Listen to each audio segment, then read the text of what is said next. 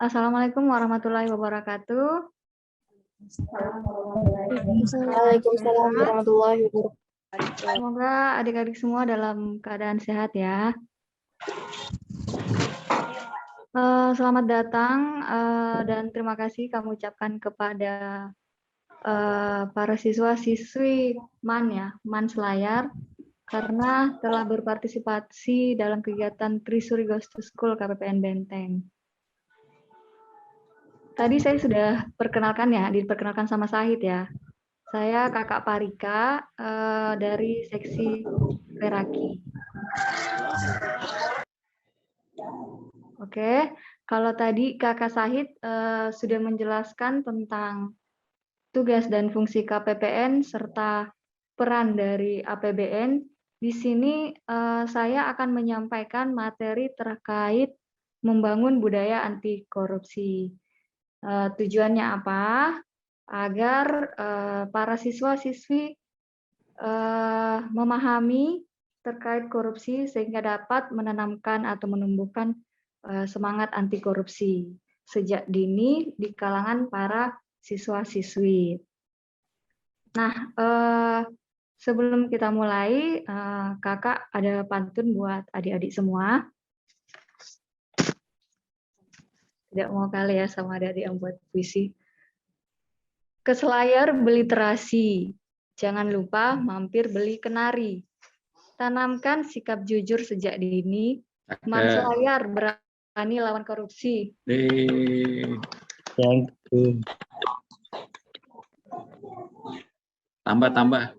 Tambah, nanti di closing aja ya tambahannya ya Pak ya. Nah, adik-adik semua, karena kakak ini dalam rangka persiapan penyuluhan anti korupsi, saya memulai menjelaskan dari K3 ya, karena persyaratan K3 itu harus juga dijelaskan dalam penyuluhan anti korupsi. Nah, K3 itu keselamatan dan kesehatan kerja. Untuk K3 ini, adik-adik yang harus dilakukan adalah adik-adik kita sekarang ini kan dalam keadaan pandemi. Kita di setiap hari-harinya menggunakan masker dan mentaati protokol kesehatan, yaitu 5M, mencuci tangan, memakai masker, menjaga jarak, kemudian menjauhi kerumunan, dan membatasi mobilitas. Nah, sekarang ini adik-adik sudah menjalankan K3 juga karena adik-adik melakukan pembelajaran di rumah. Nah, itu dalam rangka menghindari penyebaran virus COVID-19. Nah, K3 lainnya adalah mungkin karena saat ini kita sering melakukan pembelajaran di rumah, jadi ibu kita mungkin lebih sering memasak ya. Jadi dipantau ibunya ketika sudah selesai memasak, apakah sudah dimatikan kompornya. Karena kejadian kemarin di Makassar itu ada terjadi kebakaran ya, 80-an rumah lah terbakar di sana.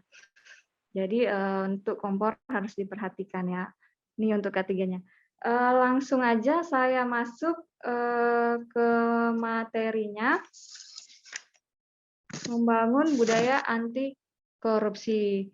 Nah, adik-adik, apa sih pengertian dari korupsi itu sendiri? Nah, korupsi ini sesuatu yang bermakna buruk, berasal dari bahasa Latin, yaitu corruptio atau corrumpere. Artinya itu buruk atau rusak. Sesuatu yang buruk atau rusak, sesuatu yang tidak harum. Ada yang suka sesuatu yang busuk, pasti semua adik-adik suka yang harum-harum. Ya. Oke, nah untuk definisinya sendiri, korupsi itu adalah tindakan yang dilakukan oleh pejabat publik di mana mereka menyalahgunakan kepercayaan publik yang dikuasakan kepada mereka untuk mendapatkan keuntungan sepihak. Nah, karena tadi kepala sekolah sudah bilang, semoga adik-adik nanti ke depannya bisa ada yang lulus ya di STAN, bisa jadi PNS di Kementerian Keuangan menggantikan Pak Sunario. Nah, untuk menjadi pejabat publik.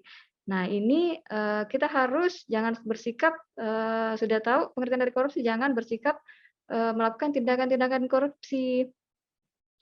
Nah, kalau di sekolah apa sih kira-kira tindakan korupsi yang dilakukan oleh adik-adik sekalian di sekolah?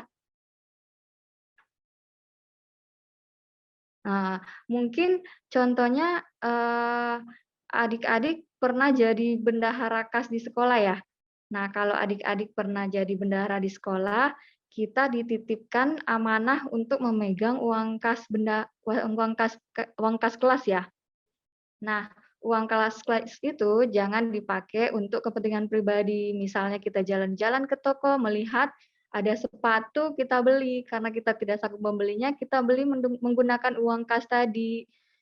Nah, itu menyalahgunakan kepercayaan teman-teman untuk mendapatkan keuntungan kita sendiri. Nah, itu contoh korupsi yang ada di dunia pendidikan, di adik-adik sekalian. Nah, sedikit saya menjelaskan juga definisi korupsi menurut undang-undang ya. Ini untuk diketahui adik-adik juga. Menurut Undang-Undang Nomor 31 Tahun 99 atau Junto Undang-Undang Nomor 20 2021 tentang tindak pidana korupsi ialah setiap orang yang dengan sengaja melawan hukum untuk melakukan perbuatan dengan tujuan memperkaya diri sendiri atau orang lain atau suatu korporasi yang dapat mengakibatkan kerugian keuangan negara atau perekonomian negara. Di sini yang dapat digarisbawahi adalah setiap orang. Kemudian perbuatannya apa? Melawan hukum. Dengan tujuan apa? Memperkaya diri sendiri dan akibatnya mengakibatkan kerugian negara. Nah, setiap orang ini adalah orang yang ada di dunia ini, baik anak kecil, orang dewasa, orang tua, ini semua adalah orang yang berpotensi dapat melakukan perbuatan tindakan korupsi. Next. Nah, untuk sanksi pidananya sendiri untuk tindak pidana korupsi ini, kita bisa dijerat hukuman penjara 4 sampai 20 tahun. Kemudian ada juga denda 200 juta sampai 1 miliar. Nah, ini untuk sanksi pidananya sendiri untuk adik-adik ketahui jika nantinya adik-adik jadi ASN yang melakukan tindak pidana korupsi. Nah, sebelum itu saya akan memberikan menjelaskan tokoh-tokoh yang dapat menginspirasi kita, yang memberikan keteladanan bagi kita yang mempunyai sikap dan perilaku anti korupsi. Nah, contohnya Khalifah Umar bin Khattab. Mungkin adik-adik semua kenal atau tahu dengan Khalifah Umar bin Khattab. Ini khalifah kedua setelah meninggalnya Nabi Muhammad SAW. Nah, khalifah ini sangat memikirkan rakyatnya. Dia sangat peduli terhadap rakyatnya. Setiap malam beliau selalu secara diam-diam membagikan makanan kepada masyarakat yang miskin, janda tua yang kelaparan, dan para budak. Nah, kemudian contoh lainnya adalah Umar bin Abdul Aziz. Mungkin adik-adik Diman juga mengenal Umar bin Abdul Aziz. Ketika itu Umar bin Abdul Aziz sedang bekerja di ruangannya. Kemudian ada seorang yang mengetuk pintu ruangan kerjanya. Dan ternyata yang mengetuk itu adalah anaknya sendiri dan dipersilahkanlah masuk. Ditanya anaknya mau membicarakan apa itu untuk tujuan pribadi atau apa. Anaknya menjawab ini tujuan pribadi sehingga Umar bin Abdul Aziz ini mematikan lampu minyak. Kalau zaman itu kan masih lampu minyak ya, mematikan lampu minyak. Kemudian beliau berbicara bersama anaknya dan anaknya menjawab, kenapa ayah dimatikan lampu minyaknya, kan gelap. Karena kan kita membicarakan masalah pribadi, ayah tidak mau menggunakan fasilitas negara untuk kepentingan kita. Nah, itu contoh teladan yang dilakukan oleh Khalifah Umar bin Abdul Aziz. Semoga kita bisa mencontohi akhlak dari mereka. Kemudian contoh lagi mungkin dari Bung Hatta, wakil presiden kita, wakil presiden pertama yang ada di Indonesia. Nah, beliau ini sangat mengidamkan untuk membeli sepatu yang merek Bali. Saat itu merek Bali itu terkenal dengan kualitasnya dan sangat mahal. Tetapi sampai akhir setelah menjabat wakil presiden, dia tetap tidak dapat membeli sepatu itu. Berarti dia sangat menanamkan sikap anti korupsi. Nah, kalau adik-adik pernah dengar, beliau pernah berkata, kurang cerdas itu dapat diperbaiki dengan belajar, kurang cakap dapat diperbaiki dengan pengalaman, tapi kurang jujur atau kurang berintegritas itu sulit untuk diperbaiki. Nah, mungkin semoga itu menjadi inspirasi buat adik-adik semua. Lanjut lagi.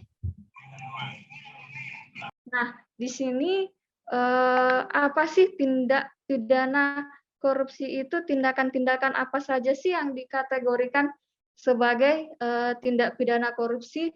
Sebenarnya ada 30 delik atau 30 perbuatan yang dapat dikategorikan sebagai tindakan korupsi. Tapi secara garis besar dapat dikelompokkan menjadi 7 perbuatan utama korupsi. Yang pertama, merugikan keuangan negara. Kemudian yang kedua, suap. Ketiga, penggelapan dalam jabatan. Keempat, pemerasan. Kelima, perbuatan curang. 6, benturan kepentingan dalam pengadaan. Dan yang terakhir adalah gratifikasi. Nah, semua ketujuh ini adalah kategori tindakan-tindakan korupsi. Nah, Kakak akan menjelaskan 3 saja ya dari kategori ini, yaitu mungkin mulai dari suap, pemerasan, dan gratifikasi, biar adik-adik bisa mengetahui apa suap, apa sih itu suap, apa sih itu pemerasan, dan apa sih yang dimaksud dengan gratifikasi. Nah, suap adalah bentuk pemberian oleh korporasi atau swasta. Tolong admin slide-nya. Bentuk pemberian oleh korporasi atau swasta yang tujuannya untuk mempengaruhi pengambilan keputusan si penerima suap dan biasanya tidak berpindah. Bukan saya admin yang share screen. Yaudah lanjut aja ya. Ini salah satu bentuk kontingensi K3. Kendala-kendala teknis seperti ini. Nah, saya lanjutkan saja. Tadi suap adalah bentuk pemberian oleh korporasi atau swasta yang tujuannya untuk mempengaruhi keputusan si penerima suap dan biasanya disertai kesepakatan kedua belah pihak. Nah, kalau di sekolah apa sih contoh suap? Ada yang tahu nggak? Nah, kalau di sekolah biasanya mungkin biasa kita lakukan dalam kehidupan sehari-hari. Materi di mana? Hah? Materi di mana? Mana mungkin? Admin. Nah, maaf adik-adik semua. Nah, contohnya kalau di sekolah mungkin menyuap ibu guru misalnya agar bisa naik kelas.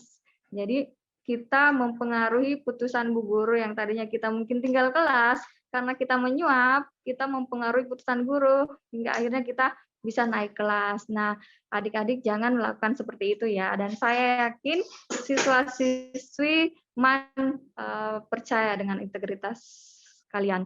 Kemudian, nah ini gratifikasi ini juga termasuk dalam golongan tindak pidana korupsi. Nah, apa sih pengertian dari gratifikasi ini? Gratifikasi ini sebenarnya adalah pemberian. Pemberian dalam arti luas meliputi pemberian uang, barang, rabat, atau diskon. Komisi, pinjaman tanpa bunga, tiket perjalanan, fasilitas penginapan, perjalanan wisata, pengobatan cuma-cuma, dan fasilitas lainnya. Nah, kalau di sekolah, contohnya apa? Nah, misalnya siswa-siswi memberikan hadiah ke guru agar nilainya bagus. Itu mungkin bisa dikategorikan gratifikasi. Jadi adik-adik yang memberikan hadiah kepada gurunya itu bisa dianggap gratifikasi. Karena apa? Karena bisa mempengaruhi penilaian guru terhadap muridnya. Nah, sebenarnya gratifikasi ini kalau di lingkungan PNS kita harus melaporkan jika kita menerima gratifikasi. Nah, gratifikasi sendiri ada dua, yaitu ada yang wajib dilaporkan, ada yang tidak wajib dilaporkan. Nah, yang wajib dilaporkan itu seperti apa? Nah, gratifikasi yang dianggap suap atau yang berhubungan dengan jabatan atau berlawanan dengan tugas dan kewajibannya. Nah, kemudian gratifikasi yang ada benturan kepentingannya itu yang wajib dilaporkan ke KPK. Nah, kemudian gratifikasi yang tidak wajib dilaporkan seperti apa? Seperti misalnya seminar kit, souvenir, atau hadiah yang berlaku umum. Nah, nanti adik-adik yang menang yang menang puisi ya, puisi akan mendapatkan hadiah. Itu bukan gratifikasi ya, itu hanya sebentuk souvenir dan berlaku umum. Tidak ada maksud dan tujuannya. Nah, lanjut lagi, Kakak akan menjelaskan lagi terkait dengan pemerasan. Pemerasan di sini adalah pegawai negeri dan penyelenggara negara berperan aktif melakukan pemerasan kepada orang atau korporasi tertentu yang memerlukan pelayanan. Nah, ini contoh pemerasan ini yang sering terjadi di lingkungan sekitar kita adalah adanya pungutan liar. Biasanya zaman dulu ya, di Dinas Pendudukan Catatan Sipil dalam pengurusan KTP meminta pembayaran padahal sebenarnya untuk pengurusan KTP gratis. Nah, itu salah satu bentuk pungli. Itu ya contohnya ya. Tapi tidak semua orang yang ada di Dukcapil seperti itu. Nah, tapi terkadang kita sebagai masyarakat malah kita malah sering memberikan, mereka tidak minta tapi kita memberikan. Nah, itu malah membuat mereka terbiasa. Jadi diharapkan nanti kalau misalnya untuk pengurusan seperti itu, karena mereka itu sudah merupakan kewajiban dan tugasnya, jadi tidak perlu ada uang terima kasih ya. Jadi kita membantu pemerintah juga untuk menghindari tindakan korupsi. Jadi kalau misalnya nemanin ibunya, misalnya nanti bikin KTP, atau adik-adik nantinya yang sudah berumur 17 kan sudah bikin KTP, nggak usah dikasih, karena kan KTP itu tanpa biaya ya, tanpa dipungut biaya. Nanti kalau datang ke sana mungkin ada poster-poster atau tulisan yang bertuliskan bahwa tidak menerima biaya atau biaya 0%. Itu kita memberikan uang terima kasih kepada mereka. Nah, ini salah satu tindakan anti korupsi yang dilakukan juga. Nah, kalau di sekolah, apa sih contohnya kalau di sekolah pemerasan, misalnya mungkin teman-teman atau adik-adik melakukan pemalakan kepada adik kelasnya, semoga tidak ada ya terjadi di MAN, dan saya yakin itu tidak pernah terjadi. Mungkin di sekolah lain pernah kita temukan, atau waktu sejak saya SMA dulu saya pernah, atau pelaku dari pemalakan. Tapi saya sudah sadar bahwa itu adalah suatu tindakan yang tidak baik kepada adik kelas. Nah, Lanjut lagi. Nah, apa sih faktor-faktor atau penyebab orang melakukan tindak pidana korupsi? Nah, ini menurut Bond Theory ada 4 faktor, yaitu grades. Apakah suara saya terdengar jelas ya, adik-adik ya? Jelas. Oke, siap. Menurut Bond Theory ada 4, yaitu grades, keserakahan. Nah, keserakahan ini setiap manusia punya sifat serakah. Nah, tapi kita harus mengendalikan sikap serakah ini. Jangan sampai hawa nafsu kita lebih besar gitu ya. Jadi kita harus bisa mengendalikan hawa nafsu. Jangan sampai bersifat serakah. Terbiasalah untuk mensyukuri apa yang telah kita terima. Kemudian yang kedua adalah opportunities atau kesempatan. Nah, ini terkadang kejahatan itu tidak muncul dari niat, tapi karena adanya kesempatan. Ini kan tidak jargon Bang Nafi ya. Kejahatan bukan tidak karena niat, tetapi karena adanya kesempatan. Waspadalah, waspadalah, waspadalah. Nah, kalau lanjut lagi, kemudian needs karena kebutuhan. Nah, sekarang ini paling sering kita jumpai nih karena kebutuhan, karena ingin berhidup mewah, punya rumah mewah, punya mobil mewah, sehingga mau melakukan tindak pidana korupsi. Kemudian exposure atau pengungkapan, ini seperti mungkin pelaku korupsi menganggap remeh efek jera yang diberikan, tidak memberikan efek jera terhadap para koruptor, sehingga masih mau melakukan tindak pidana korupsi. Nah, seperti itu. Lanjut lagi. Nah, apa sih dampak dari korupsi yang kita rasakan? Ada beberapa dampak yang dapat kita rasakan, seperti biaya kesehatan menjadi mahal, kemudian pendidikan sekolahan menjadi mahal, angka kemiskinan pun juga meningkat, besaran pajak juga jadi meningkat, angka kriminalitas juga meningkat, kemudian pertumbuhan ekonomi melambat. Nah, kalau tadi Kakak Sahid telah menjelaskan untuk apa sih digunakan APBN itu. Nah, tadi ada pendidikan, kemudian untuk infrastruktur, dan kesehatan. Nah, kalau dana ini dikorupsi, nah terjadilah seperti ini, pendidikan mahal, angka kemiskinan besar, angka kriminalitas meningkat. Nah, inilah dampak yang terjadi akibat dari tindakan korupsi. Nah, lanjut lagi.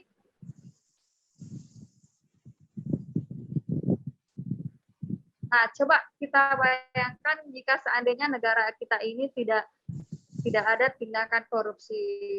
Negara kita menjadi negara yang kaya, negara yang makmur, seperti yang ada di gambar di layar ini. Lanjut. Tetapi pada kenyataannya, apa yang kita rasakan sekarang akibat dari pelaku koruptor? Nih gambarnya, banyak orang kemiskinan, ini jembatan ambruk, jalanan rusak, gizi buruk banyak. Nah, ini semua yang sedang terjadi, yang melanda di negeri kita. Nah, diharapkan adik-adik ini sebagai penerus bangsa nantinya bisa melakukan perbuatan yang menghindari perbuatan tindak pidana korupsi. Itu karena adik-adik kan sudah tahu pengertian dari korupsi dan dampaknya dari korupsi itu sendiri. Kemudian, nah, adik-adik sekalian, untuk menanamkan tindak pidana anti korupsi ini ada 9 nilai dasar yang harus kita tanamkan di diri kita sendiri. Nah, ini saya singkat menjadi Jupe Mandi Tangker Seberdil. Nah, ini biar memudahkan mengingat. Nah, yang pertama itu adalah jujur. Nah, kejujuran ini 3 hal yang menjadi penting adalah kejujuran dalam niat dan tindakan. Niat yang didasari dengan ketulusan pada Allah Subhanahu wa taala, Tuhan yang Maha Esa, maka tindakan kita pun juga terasa ringan dan mudah. Kejujuran itu kita mulai dari diri sendiri. Kemudian mulailah dari hal-hal kecil, seperti misalnya kita berbicara dengan jujur, mengikuti ujian dengan jujur, tidak menyontek, kemudian meminta uang jajan kepada orang tua dengan jujur. Lanjut, kemudian sikap yang kedua adalah peduli. Sikap kedua ini adalah peduli. Peduli dengan sesama, peduli dengan teman-teman.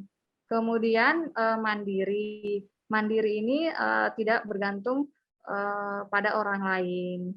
Kita bisa berdiri sendiri tanpa bergantung pada orang lain.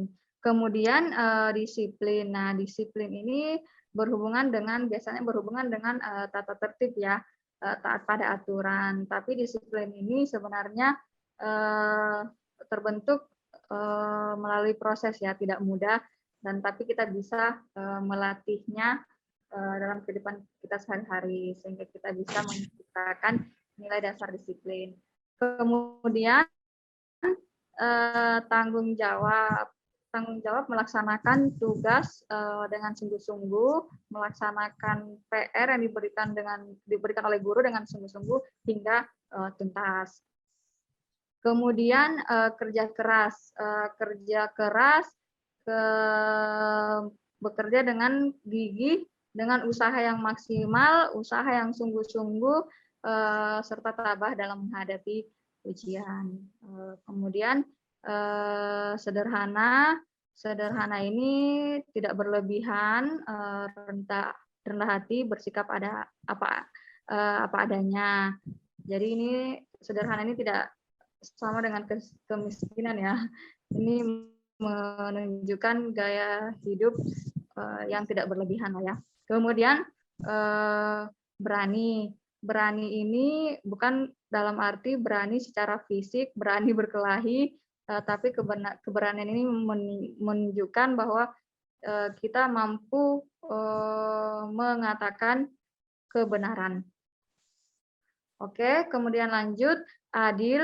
Adil berarti tidak memihak atau tidak berat sebelah atau tidak diskriminatif. Kemudian lanjut,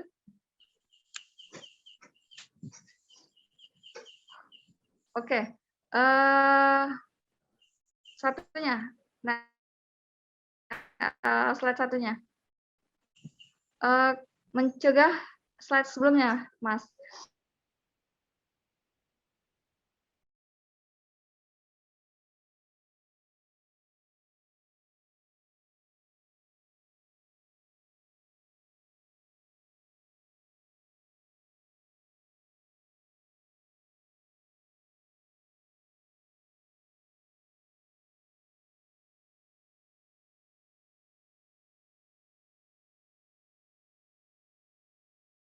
Kemudian melaporkan, yang ketiga melaporkan. Jadi adik-adik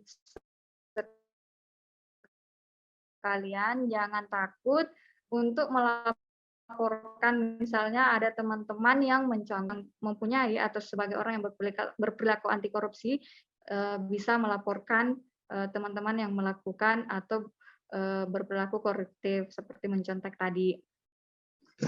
Kemudian lanjut, ini sekedar membangun sikap anti korupsi. Nah, sekarang ini langkah-langkah yang telah dilakukan pemerintah dalam membangun sikap anti korupsi, dan tidak hanya pemerintah, masyarakat yang termasuk saya sebagai penyuluh melakukan, misalnya edukasi yang sekarang ini kita lakukan ini adalah edukasi dan kampanye strategi pemberantasan korupsi dengan pendidikan anti korupsi untuk membangkitkan kesadaran masyarakat mengenai dampak korupsi itu sendiri, agar mereka paham, agar mereka tahu, agar tidak mau melakukan perbuatan korupsi. Nah, tindakan selanjutnya adalah perbaikan sistem. Ini sudah dilakukan saat ini melalui perbaikan sistem agar tidak memberi peluang untuk melakukan tindak pidana korupsi, agar tidak bisa melakukan korupsi. Berbagai upaya, misalnya perbaikan sistem kalau di KPPN, mengurangi tatap muka, jadi penyampaian SPM melalui ISPM, melalui semua serba elektronik. Nah, kalau kita jumpai di jalanan, mungkin pernah, kalau di Makassar ya, mungkin di Selayar belum ada ya, CCTV. Nah, tilang melalui CCTV. Nah, ini sudah kita jumpai, ini untuk mengurangi tatap muka dengan aparat, sehingga meminimalisir terjadinya tindak pidana korupsi. Kemudian kedua ini tadi merupakan tindakan preventif ya, tindakan pencegahan. Nah, yang ketiga ini represif, upaya penindakan menyeret koruptor ke pengadilan agar mereka takut untuk melakukan korupsi. Nah, ini adalah slide terakhir. Sebenarnya saya mau ngasih sebenarnya tugas ke adik-adik sekalian untuk memberikan contoh kasus ke adik-adik terkait korupsi. 5 menit aja ya, atau 2 menit karena panitia ini sudah. Contoh kasus korupsinya ialah, halo adik-adik. Nah, guru membuka les di luar jam sekolah. Apakah adik-adik setuju? Dan pandangannya terkait dengan tindakan korupsi bagaimana? Boleh di kolom chat atau boleh ngomong langsung.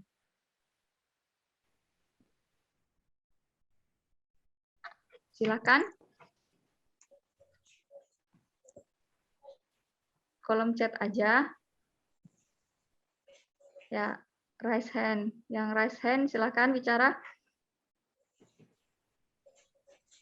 Gimana guru yang memberikan les di luar jam sekolah, di rumah muridnya atau di rumah gurunya, apakah diperbolehkan, dan pandangannya dikaitkan dengan tindak pidana korupsi gimana?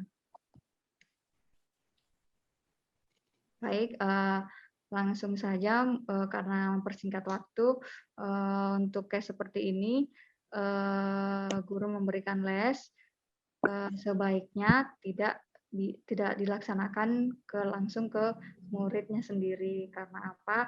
Karena bisa berpotensi terjadi perilaku korupsi ya. Karena kan kita berhadapan dengan murid kita sendiri dan kita memberikan penilaian terhadap murid kita sendiri. Jadi itu bisa mempengaruhi guru memberikan penilaian bagi siswa-siswi yang mengikuti les pada gurunya tersebut. Itu bisa terjadi benturan kepentingan dan mempengaruhi putusan guru untuk memberikan nilai. Mungkin itu saja dari Kakak Parika. Semoga materi apa yang saya sampaikan ini bermanfaat buat adik-adik dan bisa menanamkan sikap jujur dari dirinya sendiri, mulai dari dirinya sendiri dan mengajak lingkungannya, mengajak teman-temannya, paling tidak keluarga, adik, orang tua bisa untuk melakukan atau menghindari tindakan atau perilaku koruptif.